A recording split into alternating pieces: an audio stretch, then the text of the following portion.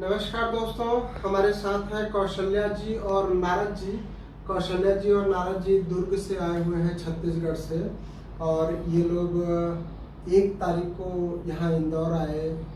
इनको कौशल्या जी को aplastic anaemia नामक बीमारी हो गई थी, जिसमें इनका प्लेटलेट्स काफ़ी कम रहता था और हीमोग्लोबिन भी काफ़ी कम रहता था।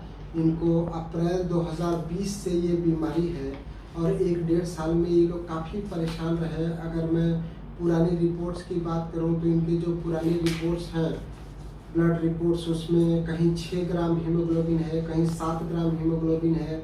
ऐसे ही प्लेटलेट कहीं 10,000 है, कहीं 15,000 है, कहीं 20,000 है।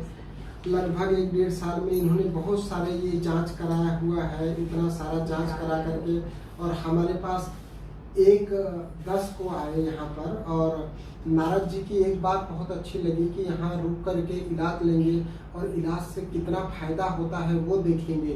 कई लोग हमको फ़ोन करते हैं और फ़ोन पर मरीज भी नहीं दिखाते हैं और रिपोर्ट भी नहीं दिखाते हैं, उसके पहले ही पूछते हैं कि दवाई कितने दिन में फ़ायदा करेगी। पर नारद जी इतना समझदारी वाला बात करें कि हम यहाँ आकर के रुकेंगे, दवाई खाएंगे और देखेंगे कि कैसा उनको लाभ हुआ शरीर पर। तो कौशल्या जी जब यहाँ आई थी तो 1/10/2021 को उनकी जो इन्वेस्टिगेशन रिपोर्ट है उसमें हीमोग्लोबिन 8 ग्राम था और प्लेटलेट 16,000 था। ये देखिए 1/10/2021 की ये रिपोर्ट है, 1 तारीख की। इसमें हीमोग्लोबिन 8 ग्राम है और प्लेटलेट 16,000 है। और जब आई थी कौशल्या जी तो काफ़ी बीमार लग रही थी।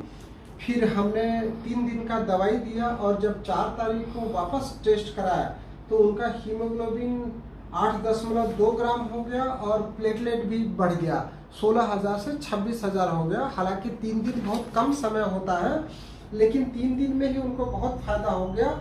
और WBC जो था, टोटल ल्यूकोसाइट काउंट, वो 3,900 था 1/10 को, जो बढ़कर के 4,400 हो गया। मतलब बहुत ही अच्छी रिपोर्ट देखने को मिली।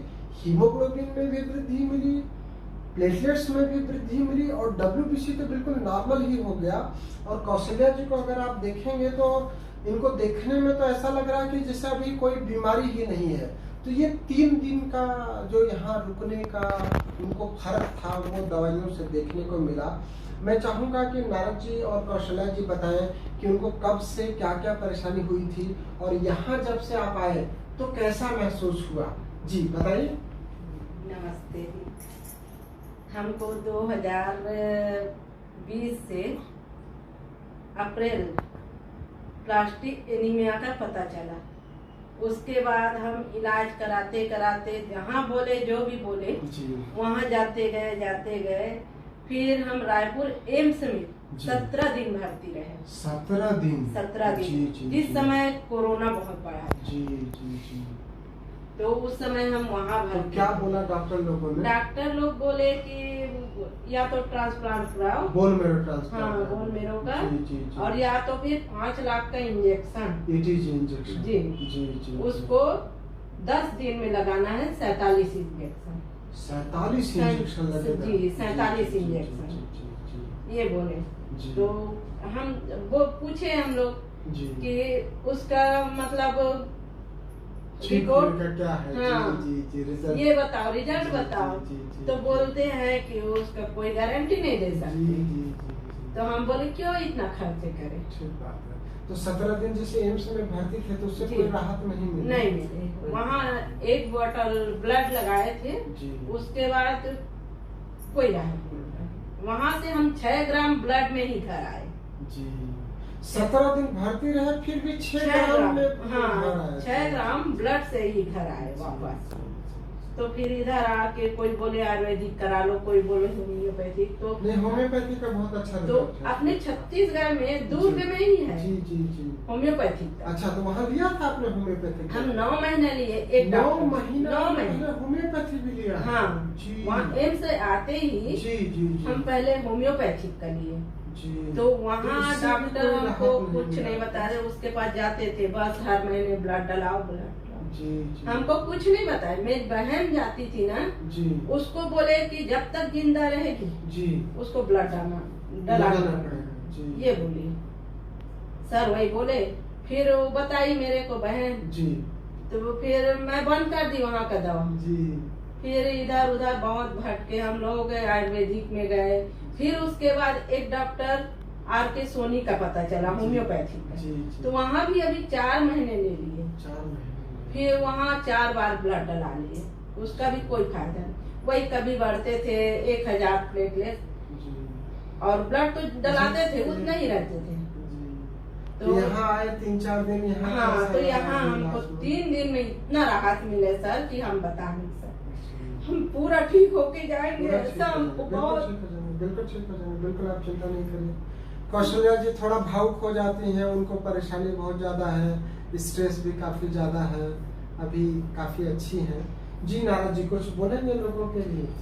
हाँ सर, लोगों के लिए तो मेरा यही है जी कि प्लास्टिक एनीमिया है, अर्थराइटिस है, कैंसर है जी, नाना प्रकार की जितनी बीमारी है जी जी, तो आपके यहाँ आकर के मुझे इस बात का पूरा संतुष्टि है कि होम्योपैथिक से जी मैं आप किसी के यहाँ होम्योपैथिक के बारे में मैं नहीं कह सकता जी, क्योंकि मैंने बहुत ज्यादा होम्योपैथिक का इलाज करा चुका जी। हूँ। आज से 10 साल पहले जी रायपुर राजीव बाई नाम से विख्यात है, रायपुर में, राजधानी में। जी जी जी वहाँ के डॉक्टर ने मेरे को 1.5 साल इलाज किए पेट का, लेकिन कुछ नहीं। जी। उसके बाद तम्रकार जी से कराए, उससे भी कुछ नहीं हुआ।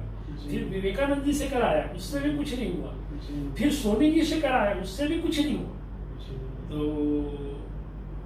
मैं सोचा कि लोग देते क्या है, लिखते क्या है, क्या करते हैं। अब वो डॉक्टर है, हम मरीज हैं, हम उसको ये नहीं कह सकते कि आपका दवाई क्यों काम नहीं कर रहा है, ये नहीं बोल सकते, क्योंकि वो डॉक्टर है। डॉक्टर जानता है, मरीज नहीं जानता वो किस पे ठीक होगा, उसको ठीक होना है। तो मेरा ये मानना है, व्यक्तिगत मानना है कि आज के वर्तमान में जो होम्योपैथिक है और आपके महान रिसर्च से आपको मैं साधुवाद देता हूँ, धन्यवाद देता हूँ, जो हिंदुस्तान में ऐसे लाडले पैदा हुए जो बड़े से बड़े रोग को अपने मानसिक मनोबल से रिसर्च करके इस हिंदुस्तान के हजारों करोड़ों लोगों को आप बचाएंगे। साथ ही साथ विदेश से भी आ रहे हैं जी, काफी। और मैं मानता हूं कि इतना विज्ञान इतना आगे होने के बाद भी ऐसे महान रोग के बारे में आज तक रिसर्च नहीं कर पाया है। यह बड़ा दुख की बात है, बिल्कुल है ना?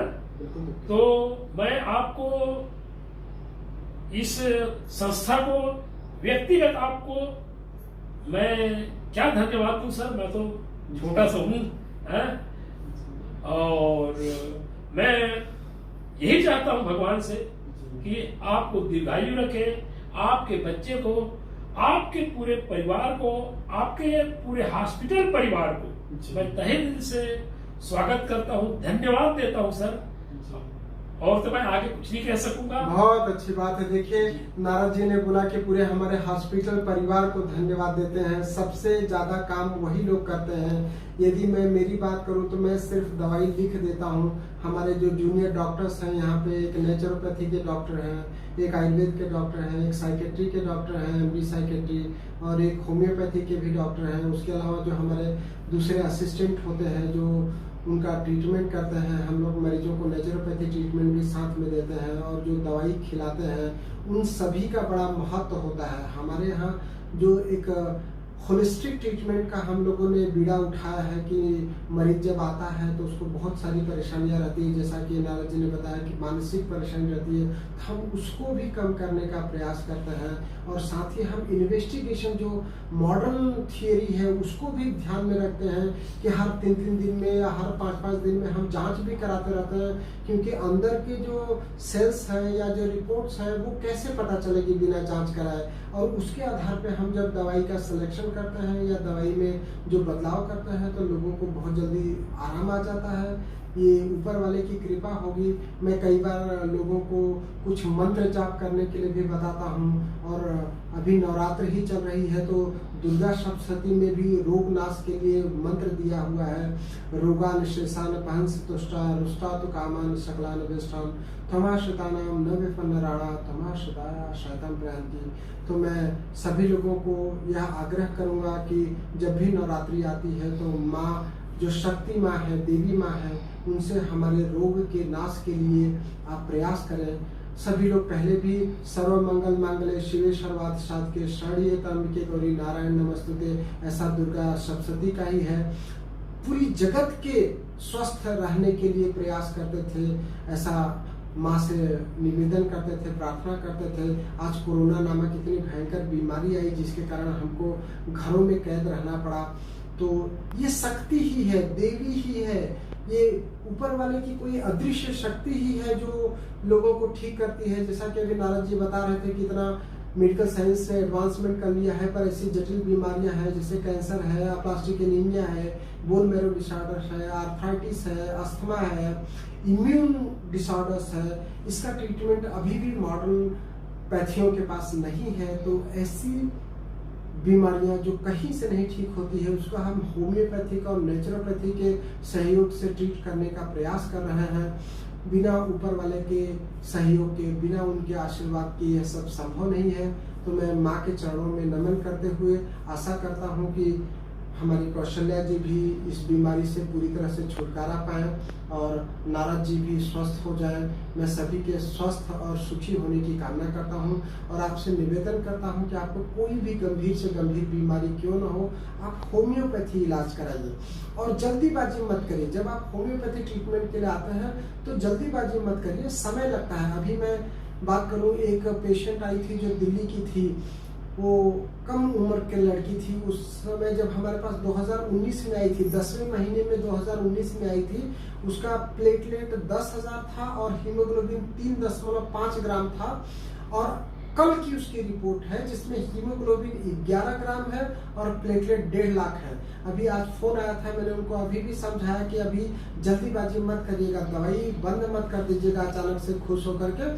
थोड़े दिन और दवाई दे करके देखना है। 1.5 लाख के ऊपर की हमको 5 से 10 रिपोर्ट चाहिए रहती है, सो दैट कि हम ये कह सकें कि आप कम नहीं होगा।